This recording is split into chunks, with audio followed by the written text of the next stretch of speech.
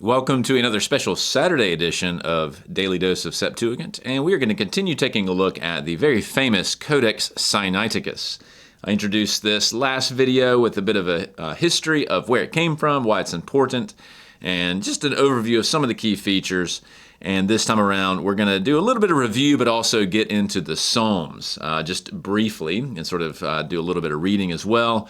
I'm recording this in the middle of sort of my first foray into the Psalms, and so it's appropriate just to dig in there.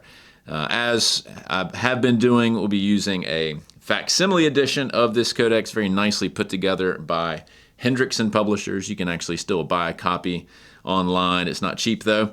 But if you want to find high-res images, you can go to codexsinaiticus.org. If you recall from last time, in the main, the manuscript of Codex Sinaiticus, both in the Old Testament and the New Testament, generally speaking, is in 4 columns of text. Very neat and tidy, nicely justified, and that's generally true across the board, and it's in a standard biblical majuscule, as we like to call it.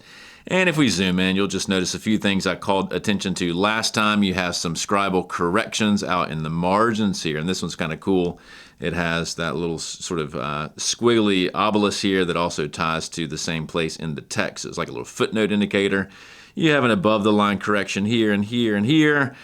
Something going on here as well. And as mentioned last time, the numerous scribes who worked on not only producing Sinaiticus initially, and there were several of them, both Old and New Testament, but those who came along later to edit, revise, correct it, they did a lot of work on the manuscript. And so this is actually a fairly tame page. It doesn't have a lot going on. Some pages just have all sorts of corrections and marginal annotations that span the centuries. And so just a good reminder that this manuscript was used for a long time and was quite valuable, heavily worked over, and you'll see that reflected in critical apparatuses as well.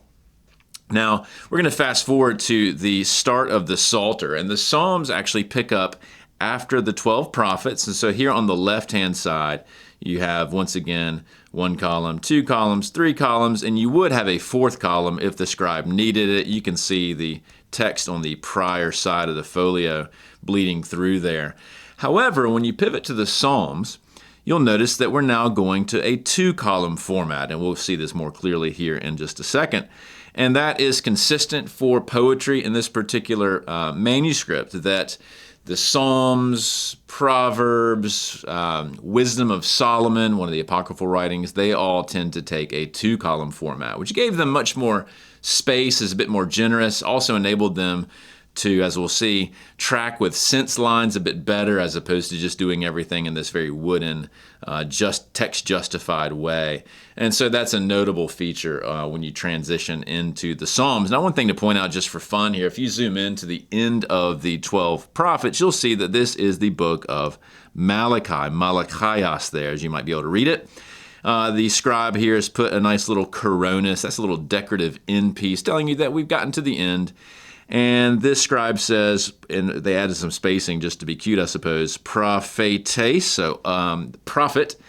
And then, somewhat uniquely, as far as I'm aware, they added angelos, which would not be angel in this case, it would be messenger. So it's a prophet and a messenger, Malachi.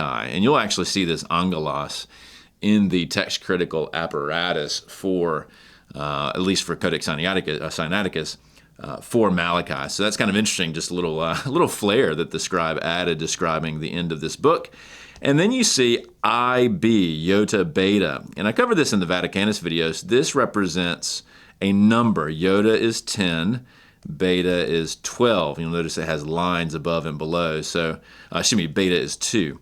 And so you put those together, this is 12. This signals the end of the 12 prophets, which were kind of viewed as an entity there. So a lot of interesting stuff there tucked into the sort of the subscript of Malachi. Let's go up to the top of the Psalter. One thing you'll notice, and this is also mentioned in the critical apparatuses, there is no title for the Psalms here. If you were to look at Vaticanus, and we'll eventually take a look at Alexandrinus as examples, they will say something like Psalms or the Psalter. But for whatever reason, the scribe did not include that in Codex Sinaiticus, which I find to be quite interesting. It just starts If we zoom out a bit, you'll notice a few features that are worth pointing out. First off, you'll see that the first one has the letter alpha here. That's 1. This is a beta, so that's 2, Psalm 2. This is a gamma, so this is the start of Psalm 3, and so on. So these psalms were numbered, and the handwriting does appear to be the same handwriting of the original scribe who's writing the actual text itself. You'll also see, as I mentioned, that when you get to the end of a line, instead of just wrapping and then sort of continuing and filling up all the space, what the scribe has done is basically divided the psalm into its appropriate strophes or clauses, and when he gets to the end, he does a little line break, starts over on the next line. And so it's more jagged, but what that does is allow you to basically treat each of these as a sort of sense unit, or like this one would be a sense unit. That's an entire line of the psalm. And they do quite a good job of dividing up the text, very similar to what you would see in a modern edition. So it's not just sort of running purely in sort of scriptio continuum. It's going to try to respect the clausal layout of the text. That being said, you do still see some efforts to squeeze stuff in sometimes to kind of make that work, as you can see the difference in size there at the end. Another thing to point out, let's zoom in a bit, is this is the end of Psalm 2. It ends with ep alto. Then you have the scribe added like a little line here, basically to indicate that that's essentially the end of the psalm. Notice they pivoted to a different color. Then you have the very first superscript. Psalm 1 and Psalm 2 don't have superscripts. Psalm 3 is the start of that, so it's the Psalmos to Dawid, etc., etc. We'll come back to that down the road. The same scribe is writing it. You'll notice it's the exact same paleography, so far as I can tell at least. But they have shifted to a reddish ink to distinguish this from the actual biblical text below and above it. What's interesting, though, is that the same scribe who is doing the numbering starts the number after the superscript. I find that to be very, very fascinating. Of course, there's a debate in the modern age as to whether we should treat the superscripts, both in Hebrew and, in this case, in Greek, as part of the text or not. Well, it appears that this scribe is trying to draw attention that this is not part of the actual text. The proper psalm actually begins here with the first line. And so they're doing a lot of interesting things to make that clear. You'll also notice that Psalm 3 is the first psalm that has the somewhat famous, notoriously ambiguous Selah in Hebrew, which folks debate what that is. It is very consistently translated in the Greek Psalter with dia psalma, which essentially is a made-up word. It has psalm sort of baked into it with the dia preposition thrown on the front end. You'll see that over and over again. Most of the time when you'll see a Selah in the Hebrew, it'll be reflected with the dia psalma. Notice, at least in this scribe's opinion, because they put it in that red ink, which they had also used for the superscript, maybe that implies that they didn't think it was sort of a key part of the text. Maybe they're aware that it's some sort of musical notation. We simply don't know, but that I find to be quite interesting. Now, let's go back to Psalm 2. I want to point out a few things. First of all, you'll see the beta here showing the start, and the scribe has said, look, this is the end of Psalm 1. They put a little line there. Here's what's really interesting about Psalm 2, and it's not the only one that does this. The scribe has thrown in a dia psalma, and there is no Selah in the Hebrew of Psalm 2. At least not in the Masoretic text. Now, maybe the Hebrew that this scribe was, or at least the translator, the original translator, which would, of course, not be the Vaticanus scribe, the Sinaiticus scribe, maybe it had Selah in there. Don't know.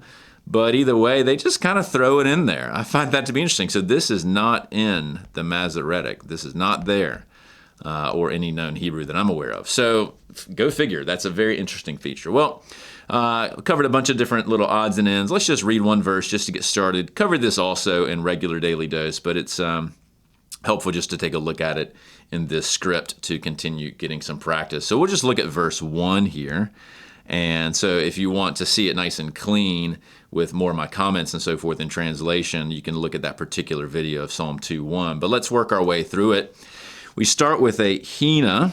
And notice it does, maybe not original, it's hard to tell, but there is a diaeresis there, which functions in this case kind of like a rough breathing mark, at least in a rudimentary way. So hina, T, and then ephruoxon.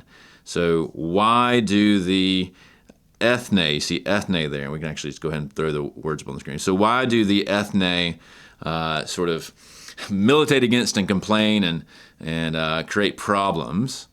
Kai Laioi. Notice it's inarticular or inarthrous there.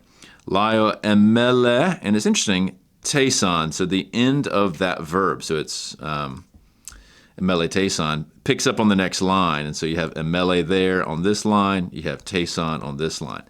And the scribe here, and they don't always do this, adds just a little dipple here that shows you that the word continues so that you might not be confused that that's somehow like a third singular ending or something. And so why do the peoples deliberate is a good translation of melatao or something like that. And then you have kana here. Notice there's no punctuation like we have this question mark there. And so why do they deliberate in vain or futility or something along those lines? So in terms of the paleography, you'll notice that the fees tend to be quite prominent, although that's not always true across the board in Sinaiticus. The xi here is quite, I don't know, interesting, I think. And you have to get used to that across the different scribal hands. Everything else is pretty predictable. I mentioned this, though, previously. It's not as bad here on this particular line, except for maybe with this t. A lot of the horizontal strokes in this particular hand, and this is true for a lot of the biblical majuscules, are very thin. The vertical strokes tend to be pretty prominent, so you see it here and here and here and so forth. But the horizontal strokes, like in this theta, even this epsilon here, the middle line of this eta, and so forth, often are quite faint, and that is driven by the shape of the stylus and how they did it in terms of the angle that you would hold it at and so forth. So that's a very common feature. And so in certain situations, this is pretty clear on this page, but some situations it gets quite difficult to read if the ink is faded a lot. It's sometimes difficult to tell what those letters are, but you get used to it over time. So anyway, good to get our feet wet a bit here in the Psalms, and thanks for tuning in.